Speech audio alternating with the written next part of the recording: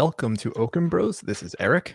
I'm Michael, and if you want to know the secrets of the universe, the law of attraction, mysticism, brohood, gambling, movies, pop culture, archangels, magic, good food, business, health, family, and mediumship, hit that subscribe button, smash that thumbs up, and press the noti icon and spread this video around like butter on a New York bagel. I love it. So today we have on psychic medium and hypnotherapist Glenn Dove. Glenn has been practicing for decades and has performed thousands of readings. You can visit Glenn Dove, and that's GLENNDOVE.com for more information. Glenn, thank you for coming on. Oh, listen, it's my pleasure. You know, I enjoyed it. I don't do a lot of these. I'm kind of selective, but I was Appreciate that. So we've been going to you for years, and when we first started our show, we knew that we had to get you on at some point, because you've been a fixture in our lives, just kind of guiding us and helping us keep the faith that there is an afterlife and we're able to connect with our loved ones. My first question is, can you explain, because I was doing a little bit of research on you earlier, and you were a musician, correct? And then you made the shift over to medium. So cover like the musician, because that's like a cool story. And then how did you become a medium? Yeah, well, it all ties in. What happened was, high school, senior year, I got a gig, didn't even make my high school graduation, took off, never went to college. I mean, great musician, great drummer. I was a studio musician, and in 1977, I was working in the studio in Great Neck, and there was a band called Ram Jam, and they had a song called Oh Black Betty, which you'll still hear on the radio. Sure. The drummer comes walking in with a broken leg or a broken hip, and he couldn't do the tour. And they said, "Do you want the gig?" And a few of us replaced some of the musicians, went out for about 2 years on tour, came back, re-signed to CBS, to Epic Records, did another album called Speedway Boulevard, and everything was going great. The album was on Billboard's top listing, and through a negotiation, we lost our contract. The management felt we should change labels. With that, our engineer, sound man, who was really a part of the band, was in an accident, survived 6 months later in the same place in the same turn on a motorcycle, was killed on Southern State Parkway, for those who are Long Islanders. I'm devastated. A friend of mine went to an unknown psychic to me named George Anderson, came back and played me a tape, and my name is on it with my friend's name, and George is saying, "Your friend is saying hello." I go to him, and my friend doesn't come through, but a great grandmother from Italy came through or something and said, "I'm going to do this." And I laughed at them, because when I was about 4 or 5, I had a minor operation, and I came out of the hospital, and a man came to me in my room, and I saw this man with long hair and a beard, and I was about 4 or 5 years old, and he told me things. He said my grandfather was going to be going somewhere, and he gave me, said different things, and I kept saying to my mother the next morning, he spoke to me this way, not this way. So my mother said, "Are you sure?" And I said, "Yeah," and I gave her all the information. About 3 years later, my grandfather died, which is what this gentleman was telling me.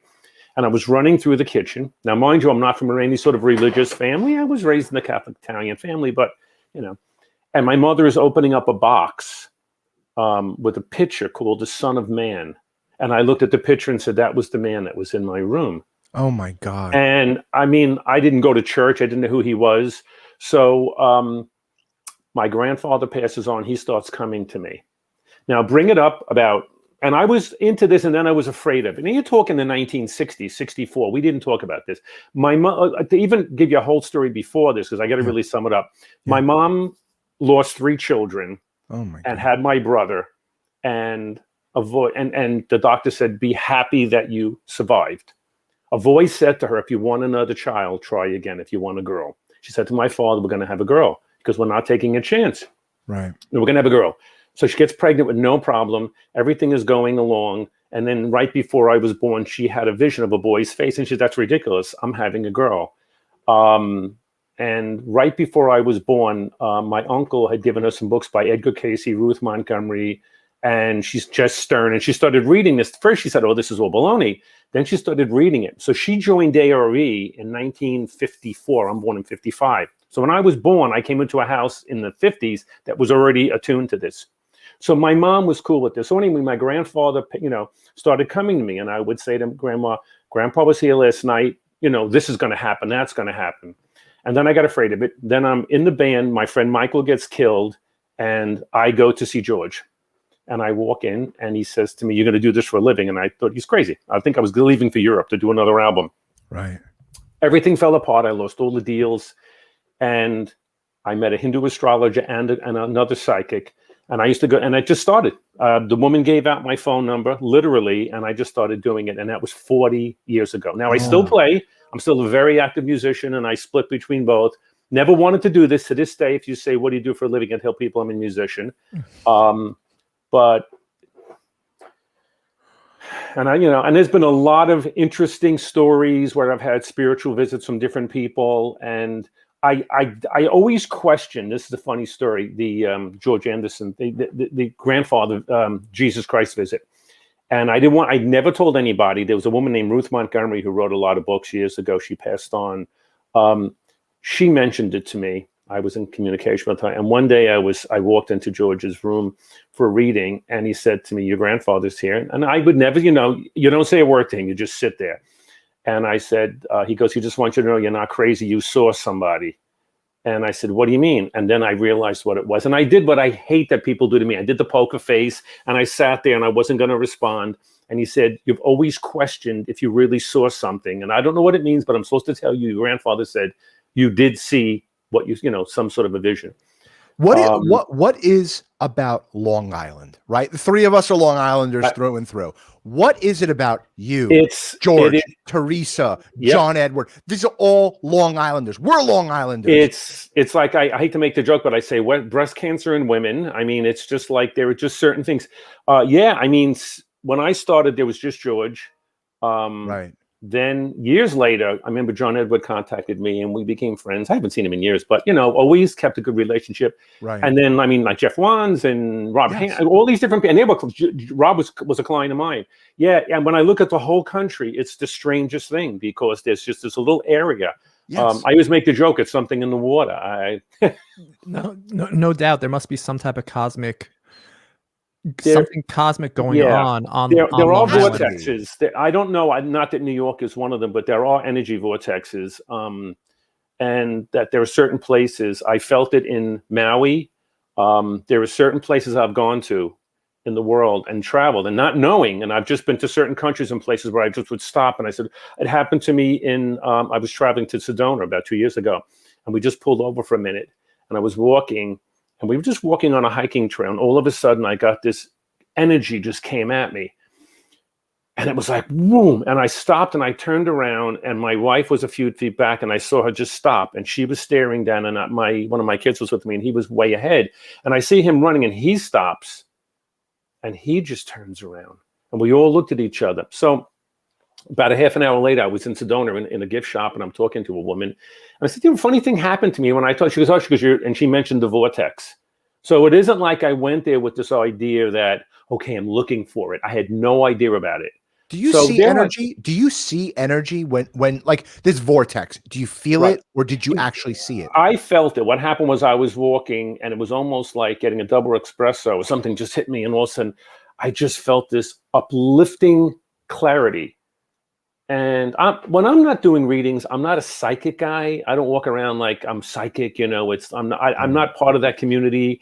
I'm a musician. I'm a skeptic. You're a rock star. You're a total rock star. One of my kids has a doctorate like in theoretical physics. He's like a scientist type of guy from MIT, and he's the kind of guy that's like, if I talk about this, he just looks at me and he'll go show me the data. Like it's one of those things. How could you have raised? Did you raise somebody who doesn't believe? Listen. I had an interesting experience with. I went to a Hindu astrologer after that whole experience when I was sort of awakening, and he gave me these gem prescriptions and this diet to go on. So I went to a nutritionist and I gave him the diet, and the guy looked at me and said, "Well, this is a diet for somebody that has digestive problems," which I used to have. I used to find that if I would eat heavy meats, and I said, "Well, how can I find out about these gems?" He said, "Read the Autobiography of Yoga." I go, "Well, I don't read that Indian crap. I'm not going to read that." And I was in a bookstore, Quest Books in Manhattan, and I'm looking through a book rack, and it's like, the way the shelves are angled, I just saw through 3 different shelving, and I saw a man's face. And I looked at the face, and something was drawing me to him. And I went, no, I don't read anything other than maybe something that would be Christian or Catholic orientated. The next day, I'm at the health food store buying everything he told me to get, because he told me to, eat sprouted bread and cut out meat. And, so I'm buying all this stuff, and I'm spinning the book rack at the register. And the book rack comes to a stop, and that face is staring at me. But this time it said, Autobiography of a Yogi. And I just looked at it. And I grabbed the book and I opened it up. I stepped off the checkout line and I looked in the back and I found a chapter about gems. And I'm standing there reading it. I bought, God, I think every copy in the store, and I used to give it out, not knowing that Steve Jobs did this and George Harrison did this. They both did the same thing. Really? Yeah, I didn't know. What is that? What it's the Autobiography of a Yogi. And the funny thing is, I'm not like Indian culture at the time, so.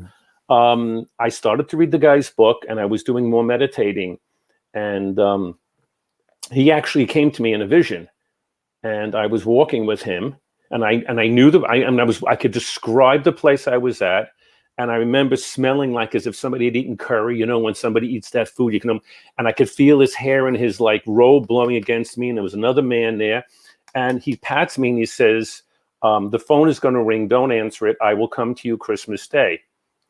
And next thing you know, I wake up and the phone is ringing. And I said, was I sleeping? So Christmas Eve, I'm at my brother's house with a very dear friend of mine. And we exchanged gifts. And then we were going to my girlfriend's house. We get to my girlfriend's house and we're exchanging gifts with her. And I look at, now I'm an OCD. So in those days, I wore a Casio watch. You remember those with the calculator?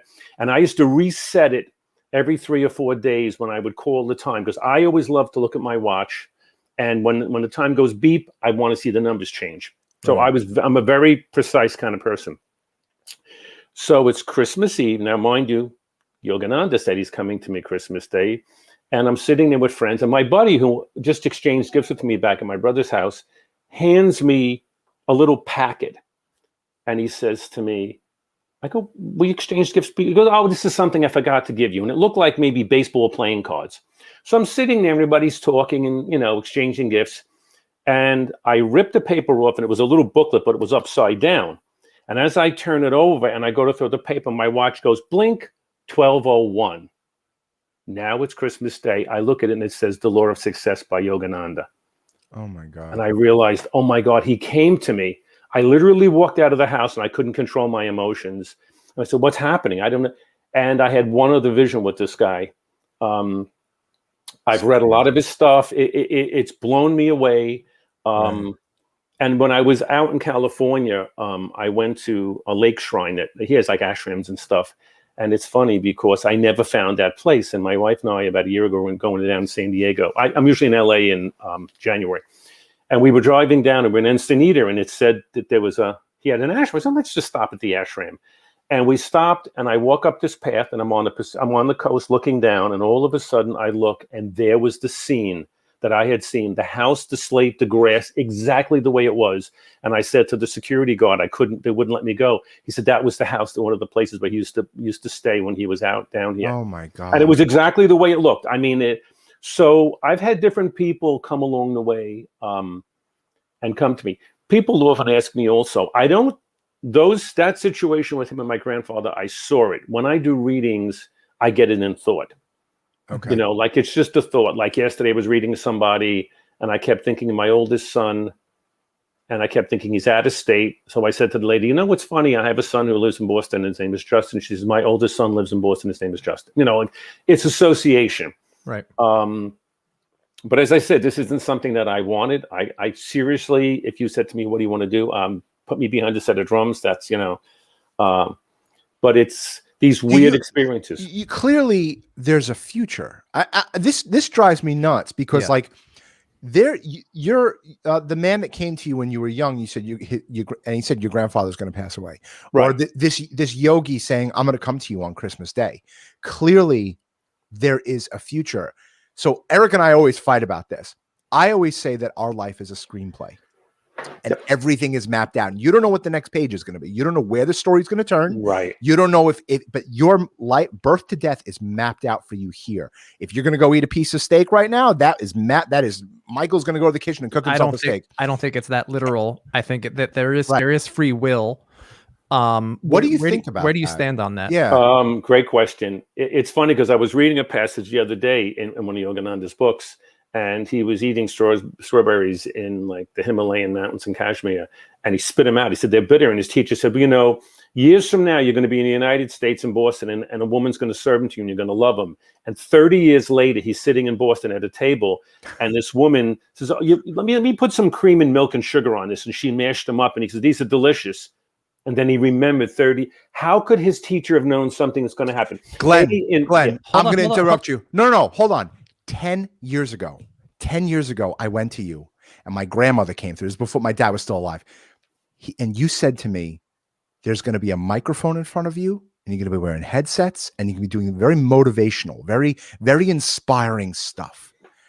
And I'm like, I guess I'm going to be interviewed on a talk show or something. I don't know what you were talking about. My brother and I have a podcast. Yeah, it's the way you described it. I tell people this every day. I say, we're actors on a Broadway show. Yes. Nathan Lane and Matthew Broderick. I've seen them in the art couple of producers, that Broadway show. I could give you 10. The greatest. Okay. So now the people we all connect with, we've acted with before. Mm-hmm. When Matthew Broderick gets a play, or Julia Roberts and Brad Pitt, let's say, she gets a movie, I'm going to play a prostitute, I'm going to play this person. The script is written, and she needs that experience to increase her acting ability, because the only way you understand something is by going through it. So you're acting out a play, and you have free will. You're driving down a road. I use this analogy to all my Long Island clients. I would say you're driving down Sunrise Highway, and you're going from Belmore to Toronto to Seaford to Massapequa. And these are all towns for those who don't live in Long Island. Yeah. Right. Or going from Boston to Florida on Interstate 95. You're going to go from Connecticut to New York to New Jersey. So you have to go down that road. There's potholes. There's gas stations. Your free will is what lane you drive in, how fast you drive, who you meet along the way. Are you reckless? Are you cautious? But there are certain things. Now, what about the pothole? If you hit it doing 80, you rip out your front tire. If you're enlightened and you're looking and you're aware and you see it, you slow down. Maybe you go around it. Because I've had things said to me that have happened years way in advance. Right. Astrology, especially. I remember the Hindu astrologer I used to go to. He told my friend his son has to watch being electrocuted when he's 17, and she had like a 1-year-old. We totally forgot about it. When he was 17, there was an accident, and a wire came down from a pole, and the cop had to get him out of the car because he says, "You're lucky we got you out okay, because you almost got electrocuted." There was like a live wire, and this was when the kid was like 17 years old. And then we remembered. I mean, but remember something, in the quantum realm, there is no time. Time is a relative thing. Right. Also, I have dreams, and this is one that was not too long ago. In the morning, I get up. My iPhone, for God knows why, only gives you 9 minutes snooze. I wish I could make it 10, being OCD. But okay. So anyway, I get up in the morning. True story. The alarm goes off. I hit snooze, and I fall back to sleep. Right. I'm now with my wife traveling to California. We always go to Long Beach, not LAX. It's quieter. We get in the car. We go to Trader Joe's, buy some stuff for the room. We go to dinner. I'm looking at the menu. I remember saying to her, oh my God, they have this fish on the lake. When we're having dinner, we go back to the room. We open the hotel room up, and it's my room at my home. And I hear a bell go off, and I wake up, and that's my phone. And it was waking me up. That was 9 minutes. I could give you the conversation we had at dinner. Right. And it was more than, listen, we flew to California 5-6 hours. We had that's dinner. Mind-blowing.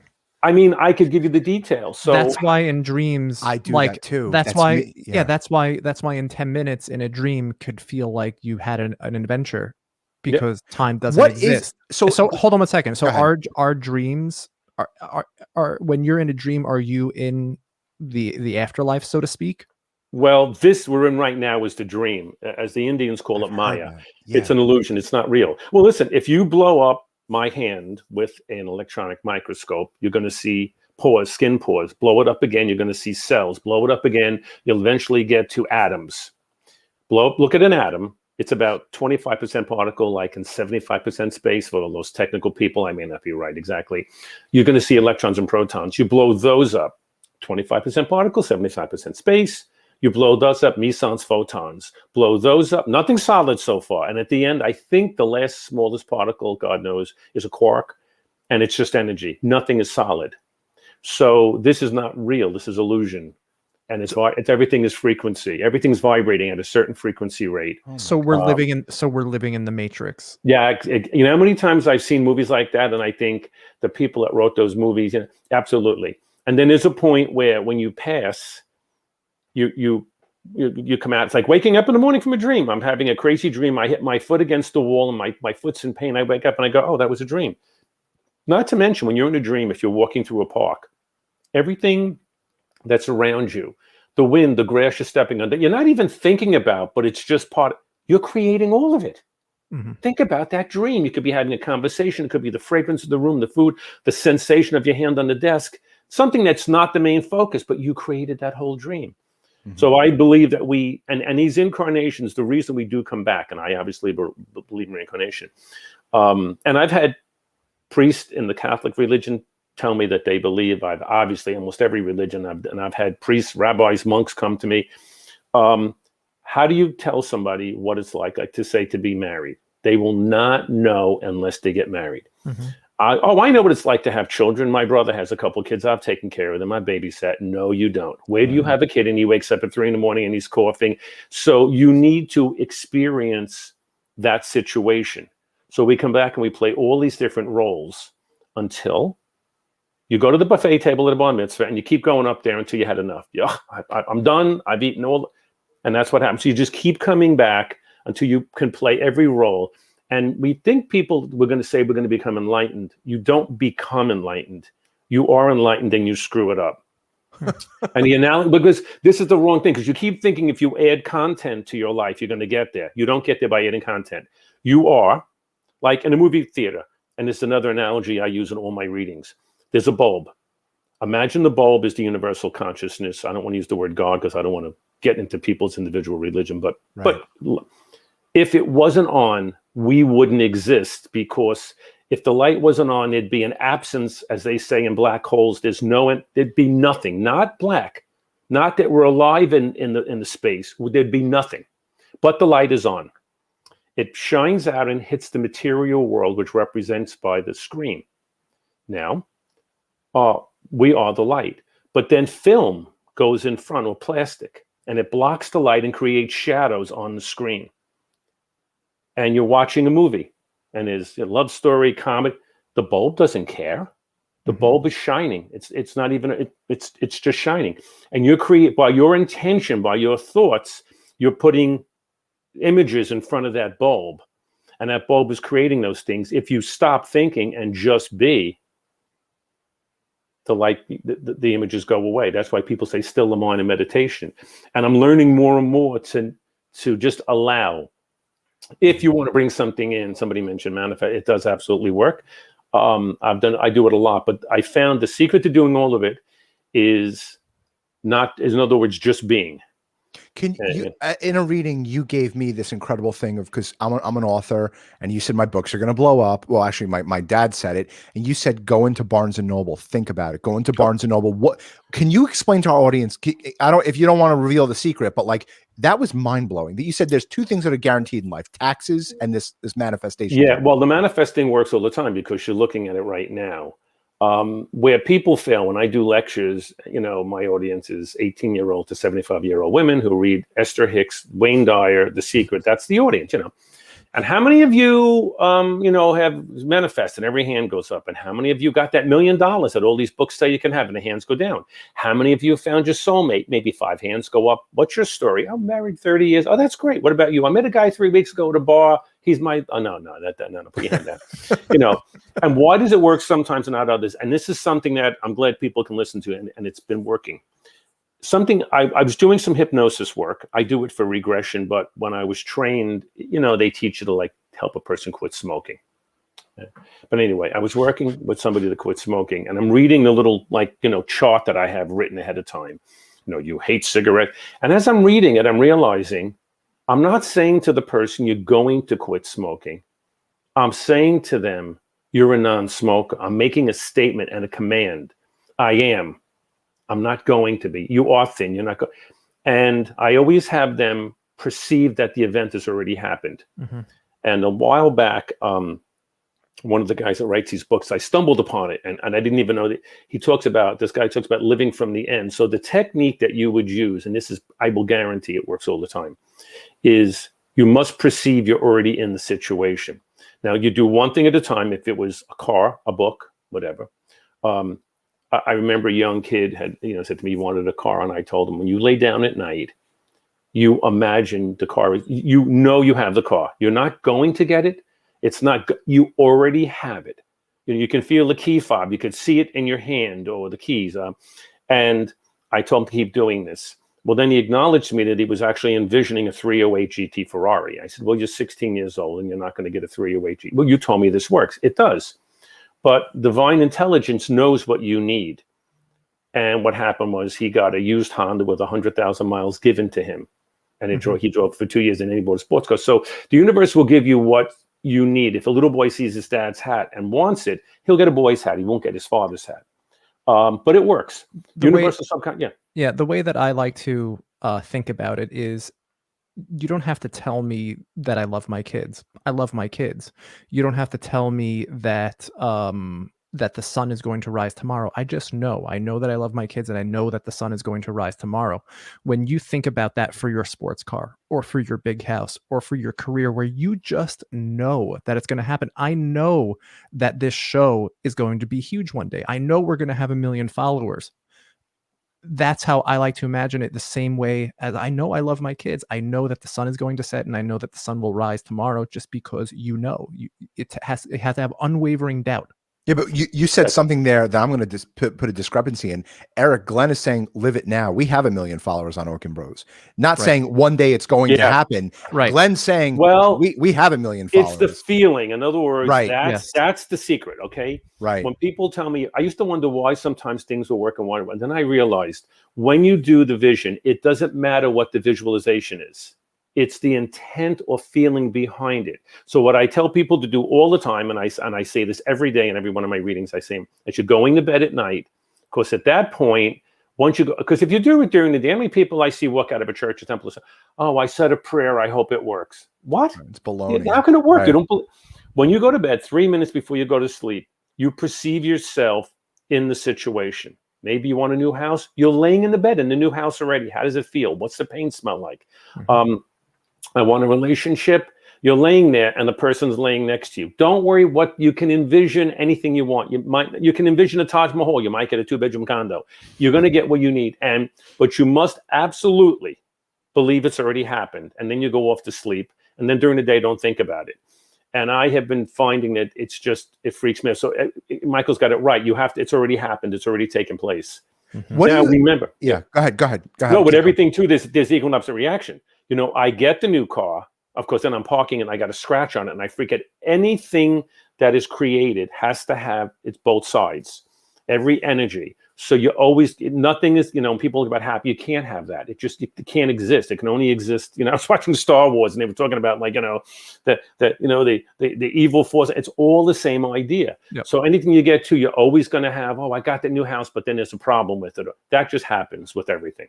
And It doesn't matter how smart you are, how dumb you are. There's no discrimination as to where you came from or how you were raised, as long as you think the way that you're describing.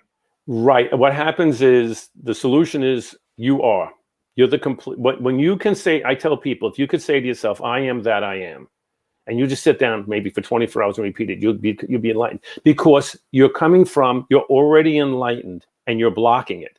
So you have a dirty window. And every time you say I am, you're washing the window. And eventually the window is clean. You see this whole scene. The scene was there the whole time. You don't bring this in.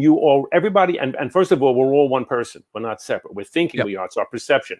Yep. So when you clear that window out, everything that's there was always there. So you don't become anything. You are, and you unveil it or you release it. Now, to those and I find it could be mantras, it could be rosaries, it could be devout in anything you want. It doesn't matter, because you're using just that vehicle. You can walk up a mountain on a bicycle. You can walk. You can take a plane. You can take a helicopter.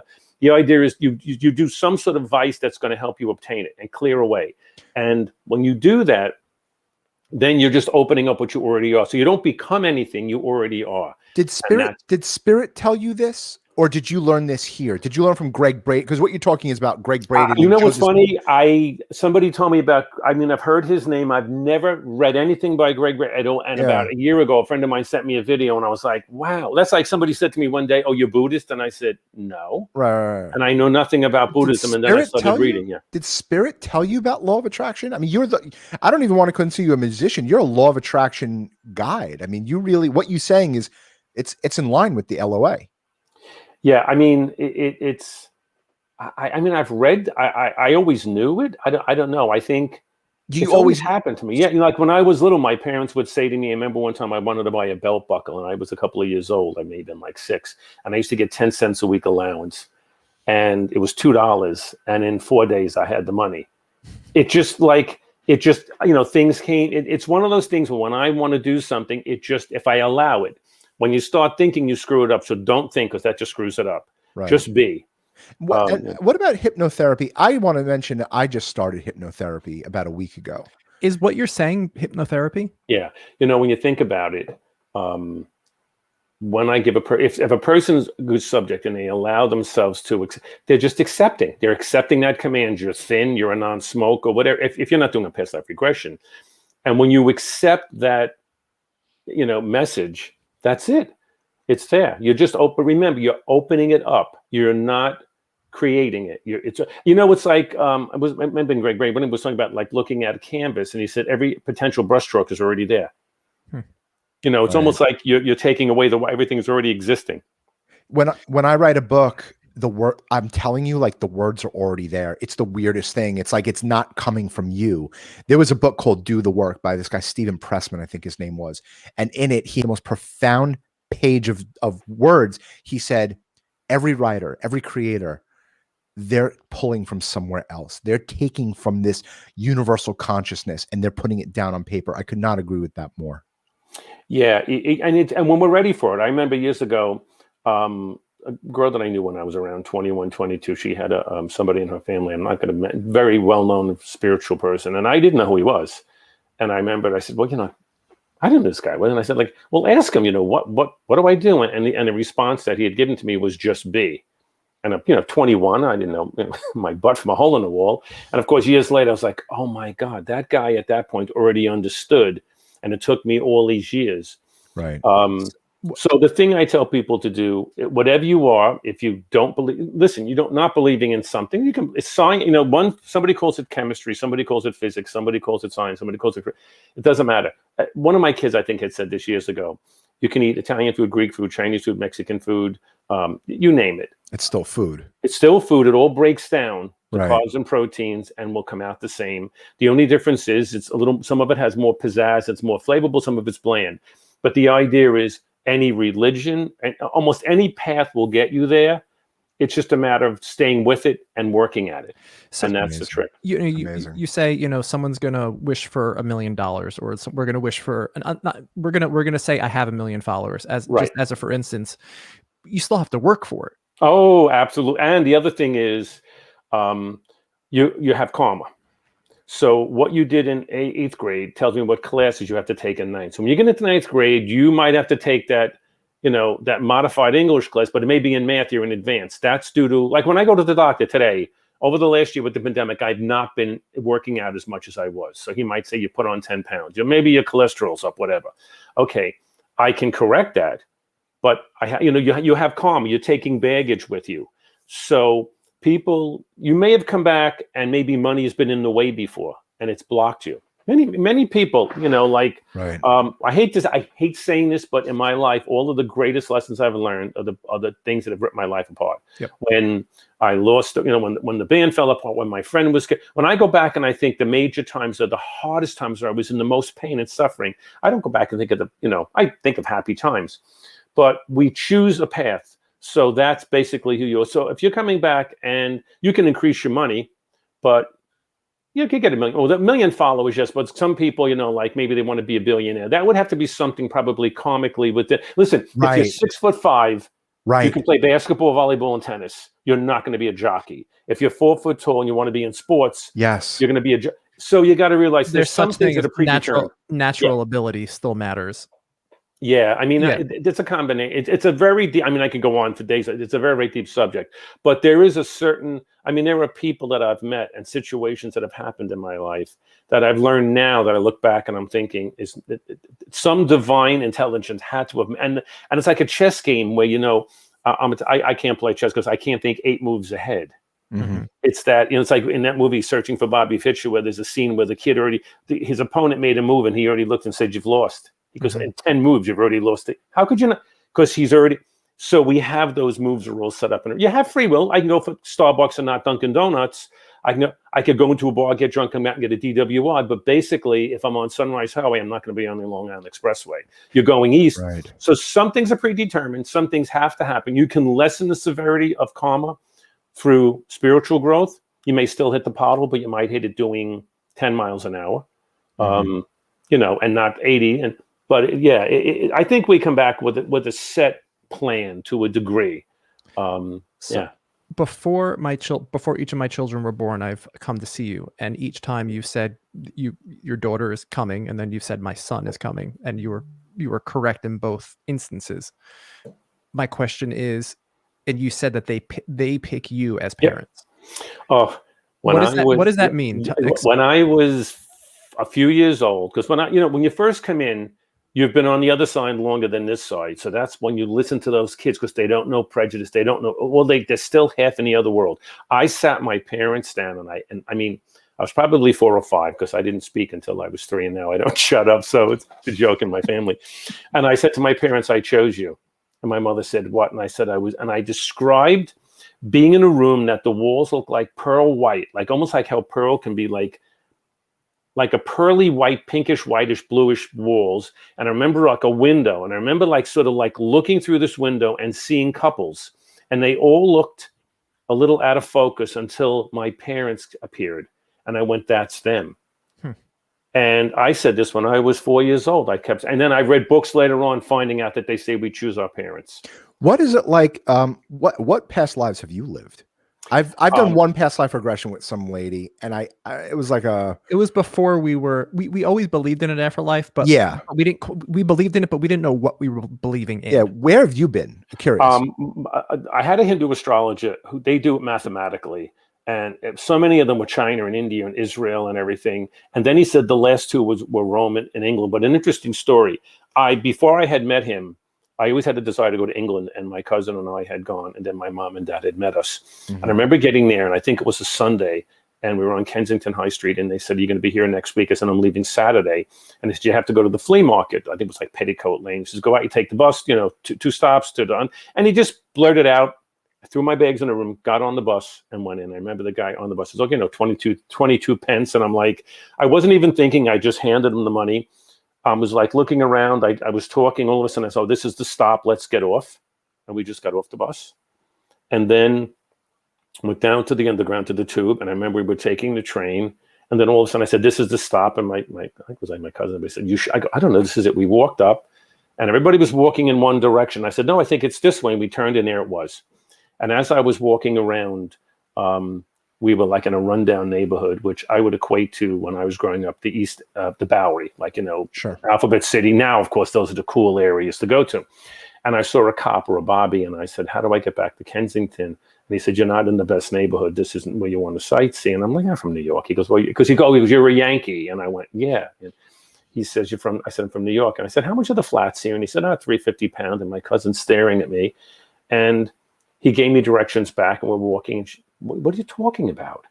And pound and flats. And I never felt so comfortable in all my life. I go to Manhattan, the second I go through the tunnel or on a train or over a bridge, a knot comes into my stomach. Really? And oh yeah. And I'm fine. I mean, I'll go to dinner, I enjoy, going down. Yeah. But it's never a total comfortable feeling. Well, I'm going to tell you that I walked around London like never have I felt so good. And when I came home about 3 or 4 years later, I saw the Hindu astrologer. My reading was done in advance before I got there. It's a complete astrology chart. And he starts going through my past lives, Egypt, India, China, Egypt, India, China, And then he says to me, "Your last life was Rome, and the one before that was England. You should go there in this lifetime." And I was staring at him like I must have turned colors.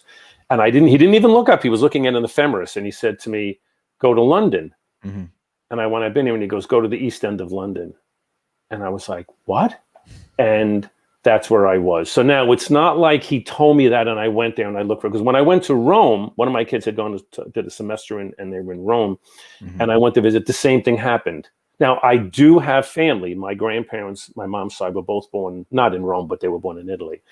But I walked around again with that feeling of life, total comfort. That's where I belonged. And if you check it out on YouTube, I had done 2 TV pilots. Of course, the Housewives of Schmagegyville is what's the hottest show. And people are not interested in past life. And I did 2 pilots for past life regression shows that, sizzle reels. You guys know, right. You do a sizzle reel.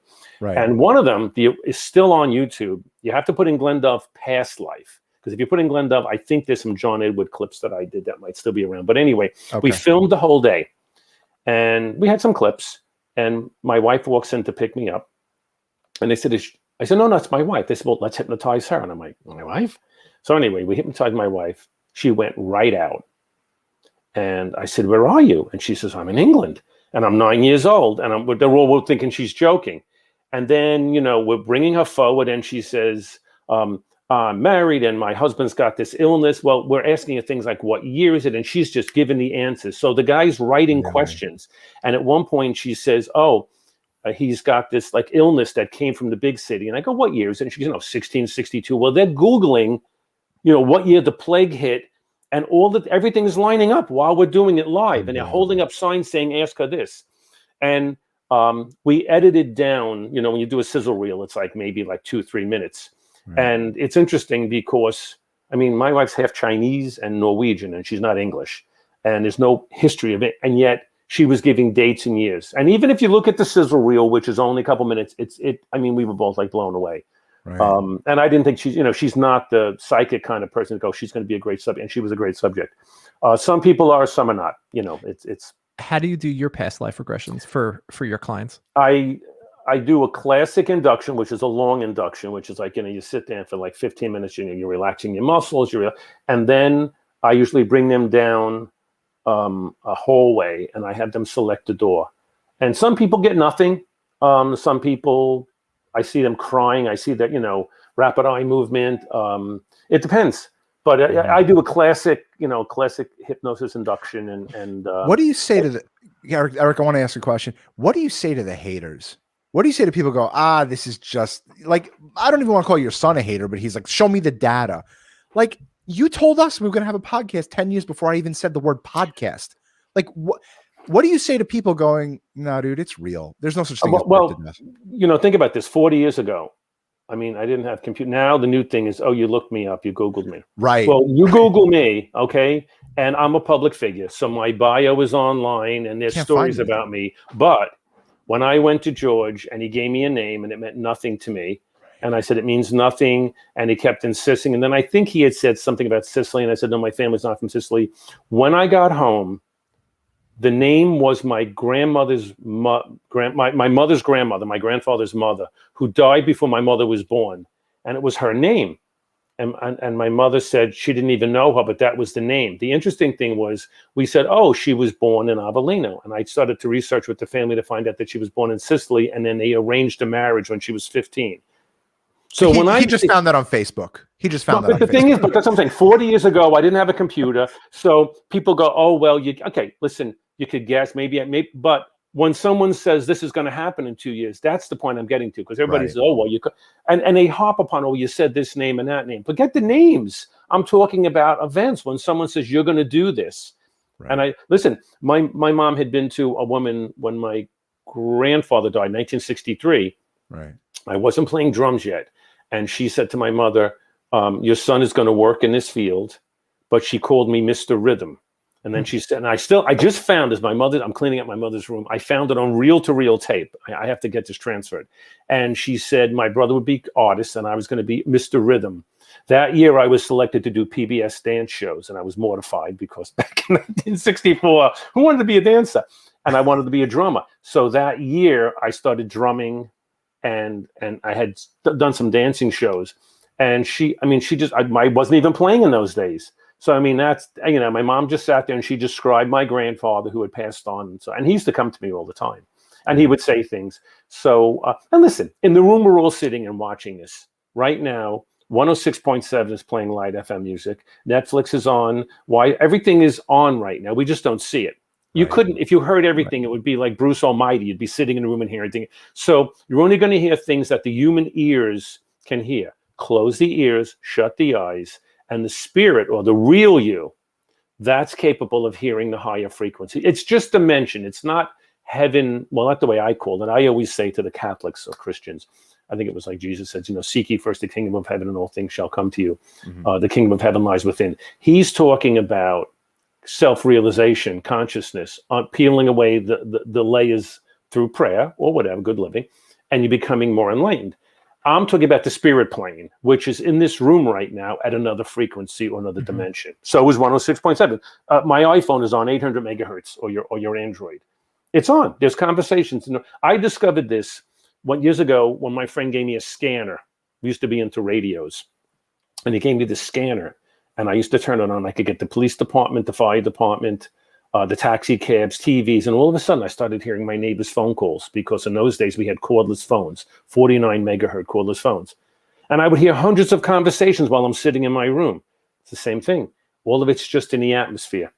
Everything's energy. It's all frequency. What would you tell an exercise for somebody who wants to be more intuitive, but doesn't hear anything? Well, it's just like, it's like anything else. Like I see some people can jog twice and all of a sudden they look ripped, and some people work out forever. It's the consistency with it. I mean, I can go back to playing the drums. I mean, I always had teachers that looked at me and said, "You're a natural," but I'm playing 56 years now. So it's muscle memory, but it's the repetition of just doing it every day, and stress the fact you should spend a few minutes in silence, reading something. Remember, since everything in your life is programmed, what you're reading, what you're watching, think about that. What you're watching before you go to sleep, what books you read, that's all programming. And that, that makes a difference. But you go onto your computer, you type in Gmail, you don't go to AOL. So whatever you put into your subconscious, that's where it's going to bring you to. Glenn, what do you do when you go into Starbucks and you're talking to the barista and their grandmother's there? And the grandmother's coming through and saying, "Tell my granddaughter, It's interesting because I tend to like when I have an office, as I said, I just have a new one down the block now, which is great because I can walk to work. I try to keep a room that I only use for the readings. And when I'm done, I kind of shut it off. And very rarely, I know some other psychics, I'm not going to speak for them, but some of the famous ones we know that I've talked to, and I've been out with them, and they'll go, they see that. I tend to shut it down. I did have it happen once. I was getting a set of tires put on my car, and I was sitting next to this woman, and her husband was sitting there. And I wanted to look at her and say, "Yeah, your husband's right here." And I said to myself, "Well, I can't do that." I don't always get it. I'm not. I kind of shut it off when I don't go into my mindset is for readings. I kind of detach from it. And now that it's been 40 years, I'm also getting to that point that it's not burnout, but it's just, some people don't listen. And I'm just getting to the point that I have less patience. Not that I have less patience with my people, but I used to get very upset when they would say, "My husband kind of believes." No, he doesn't. You can't be kind of pregnant. You either believe it or you don't, or maybe he's afraid of it. I used to want everybody to, and I'm to the point now that I realize I'm going to be right in the end. Listen, there were people that thought the world was flat, and they believed it was flat. They still do. Right. The flat life, right? Okay. Belief has nothing to do. In other words, or the laws of gravity existed before Sir Isaac Newton discovered them just as well as after. So belief has no bearing on the truth. So I've come to the point that I'm just not going to change certain people, just change myself. Right. And it's experience. You have to go through it. But when people say, I want to be psychic, I go, no, you want to be spiritual. Psychic is a side effect of being spiritual. You want to be healthy, you eat good food, and then the side effect is being healthy. So by meditation, prayer, and I don't care if you're religious, you're devout, it doesn't matter. Just developing that side of yourself. And we'll go through many, many, many incarnations. You just keep coming back until each incarnation you take something with you from the life before. You wonder why Mozart at age 8 could walk. He used to sit outside his sister's piano lesson. My uncle had a doctorate in music history, so he used to tell me these stories. And Mozart would walk in after her lesson and sit and play the lesson completely. Okay, that had to be something he developed in a prior incarnation. I've raised well, I have my loving stepson, but I have my 3 biological who, they lived with me. I made sure they had the same food, the same cookies. I mean, I would cut cookies with a micrometer. Everything had to be the same shirts, the same jeans. Nobody got something the other one didn't get. I have 3 individual kids that are so different. Right. Mm-hmm. One's a musician, one's a social worker, tennis pro, they all came from the same household, because it's like 3 seeds. You put them in the ground, you water them, but one is a daffodil, one is a rose, and one is a lily. They look the same in the beginning. Mm-hmm. So we all come back with a little DNA karma, and we come back for a specific reason. That. Yeah, DNA karma is cool. Yeah, so you can get money, you can increase money in your life, but if you came back for a specific reason, I don't want to put a cap on it, but if there's a God in the sky, and this is my argument that I always give people, I watch TV and I see, at this point, I'll say Bezos. I used to say Gates, who's born the day before me. Bezos 150 billion right now. The next commercial, it's either the Shriners, North Shore Animal League, or St. Jude's. 60 cents a day, $19 a month, feed a child. Okay, so God is up there letting, right. Or here's an example. Somebody in my family goes into NYPD and makes 40,000 or whatever they make, 42,000 a year. Getting kind of roughed up a little bit these days. But if they would just be an actor, they can make $1 million an episode. Right. And I always go crazy when I see an actor say, yeah, I went down, I'm going to play an Army man. So I went down to the Army barracks and I talked to the Army guys so I could get a feel. Now, don't get me wrong. I understand. I'm not an actor and I couldn't act if I tried it. Right. But I mean, there's a person that's going to make $100,000 to do a shoot for 2 hours, and there's a guy putting his life on the line, getting blown up in Afghanistan. Now, I'm not begrudging, because each of us choose a path. But the idea is that we come in for a specific reason. My point is, there's no God who says, oh, I'm going to let that person. That can't be, because Bill Maher doesn't believe in God, and he owns the Mets. And he has his own TV show. He doesn't even believe in God. Penn and Teller are known atheists. Penn Jillette's license plate says godless. He doesn't believe in God. They have their own show in Vegas, and they're making $1 million. I think it was Ricky Gervais the other day said, but you know why? Because you're dead. If I said to them, do you believe in consciousness? Right. Yeah, I'm okay. So I'm not talking about a man. I'm talking about the consciousness. So we define God. If you think God is a man with a white beard, sitting up, of course not. That's not what it is. Right. So that's the problem. We use the word God. Sometimes when you see the way the universe is, sometimes the atheists prove my point better than some of the religious people. I'd rather have a person next door to me who's an atheist, that if I'm going out to wash my window, he runs over and grabs the ladder and holds it while I'm up on top of the ladder. Then on the other side, I have a born again who's preaching to me that I'm going to go to hell for not, jumping up and down and twirling around. And the man-made things with religion, it's okay. But some people make, they make Jesus the man, the principle, and they lose the principle in the man. So they walk into a church, and then they come out and say, you're not marrying my daughter. You are, A, B, or C ethnically, this or that, or you come from, you're not marrying my daughter, you're a carpenter. Like I said, as long as it works, however it gets you. Mike, I want to go for a second. So go ahead. Before we wrap it up, I have a question too, Eric. So that's fine. Yeah. We interviewed George Anderson. So I would love for you to check out that interview, because it was really eye-opening for us. We really got to know him. When our father passed away, we went to George, and our father came through and said, "Archangels are real." You stole my question. Pray to the archangels. It's real. Our father was digging around in the Akashic records, and that changed the course of our life. When our father told us that after he passed away through George. What are your thoughts on archangels, Akashic records, magic with a K, the whole 9 yards? I believe that we have guides. I believe that there are. See, when we say angels, people right away get the idea that there's wings and they're flying around and that kind of stuff. We have guides. I remember one time we heard a sound in my house, and my mother heard a guitar or something being strummed. So she had asked the psychic that she went to, who said I was going to be a musician or whatever. And she said, "Oh, that's Pietro, your son's spirit guide." 30 years later, I'm in George's room, and George says, "There's some guy coming in. His name is Peter,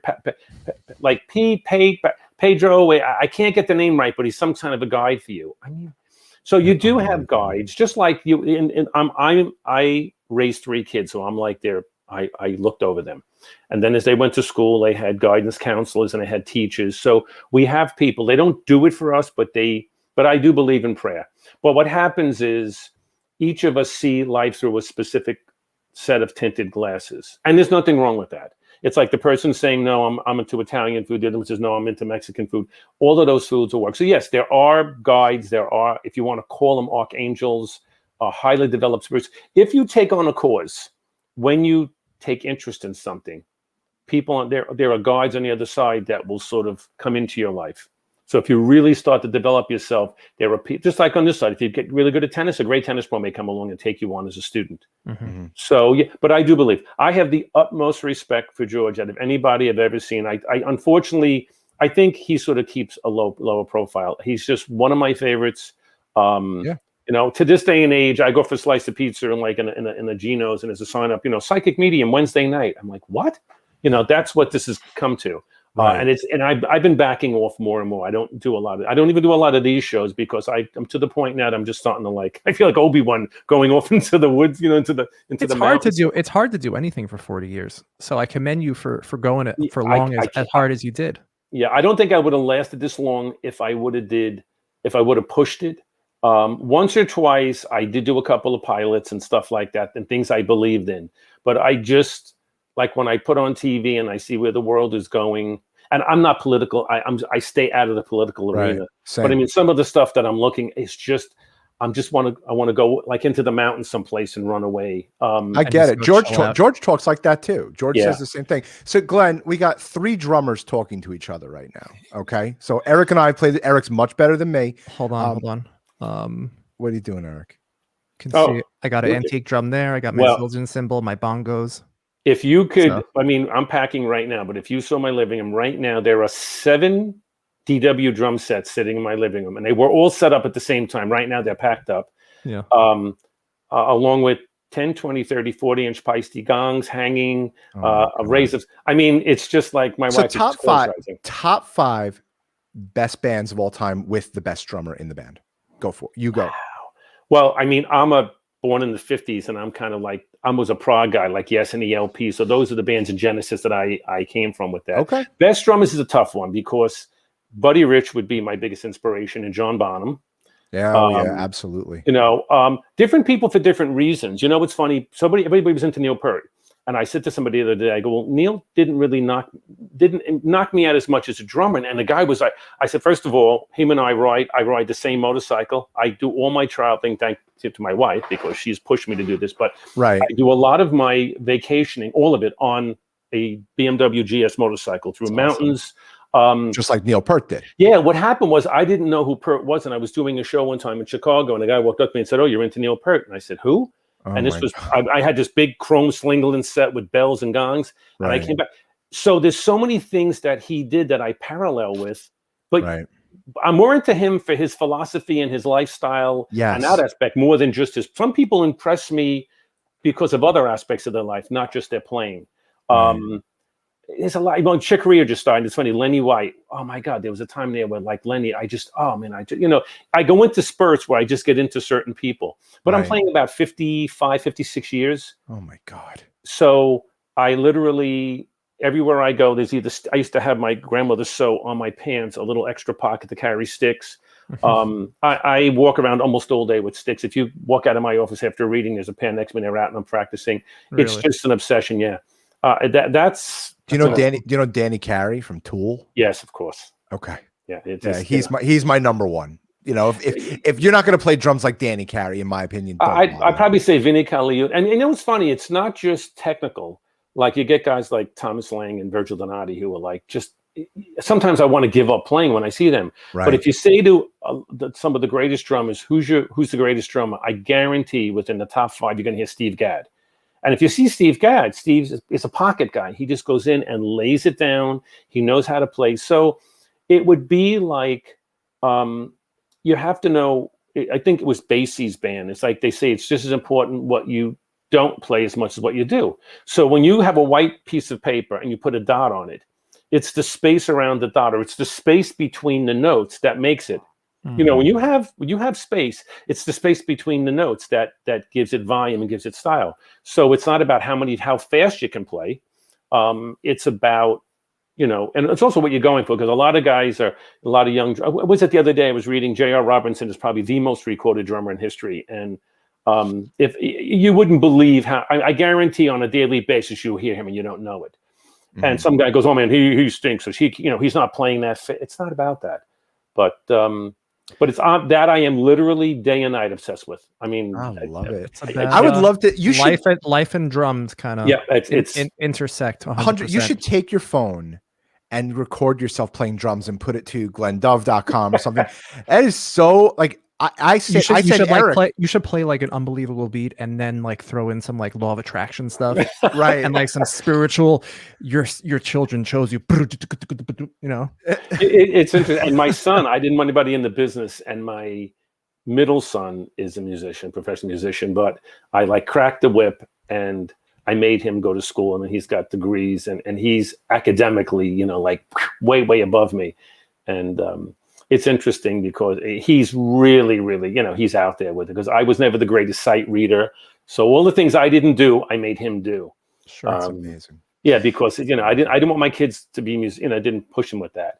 But that's my life. I mean, I literally, it's all day long. I get up in the morning and as I'm coming down, I live in Astoria, so I got all these different levels. I walk through my music room, I grab my sticks first thing, and I always do a couple of rooms, and I put them down, go down, have breakfast, get ready for work. I just, all day long, I have a pad I strap to my ankle and my leg in the car, and my wife goes in shopping. I'm out there to this day, and I'm still doing that. Do you tap it? Because I tap all the time, and my wife's like, "Stop doing that, please." Like I'm tapping, and I'm doing 311 taps, and I'm trying to pretend to be I'm a Danny Carey tapper, and I'm nothing like them, but like, I drive my wife nuts with tapping. But I gotta tell you, No, I mean, it's just I am, and since I'm OCD, like I was working with an Emerson Lake and Palmer tribute band, and that isn't something like to pick up like the Beatles, and I had to play every note for note from, let's say, Carnival 9 and stuff. And of course, I went out and got a stainless steel drum set with when I do something, I've always been 100% like I have to get into it. So whatever I'm doing, I'm like a gearhead. I mean, it's got to be,